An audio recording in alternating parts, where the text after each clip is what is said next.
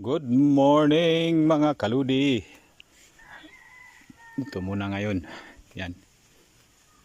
Pag may itinanim, may anihin. Ang daming bunga ng tambis na tinatanim ko noon.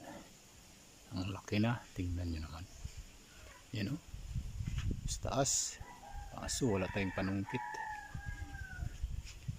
Tamis-tamis pa naman ito. Yan. Tik-tik. Yan o.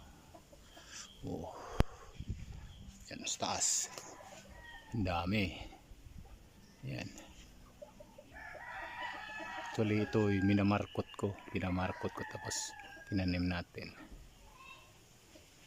Para siyang may halo siyang makupa. Ang laman niya parang may makupa yung lasa niya.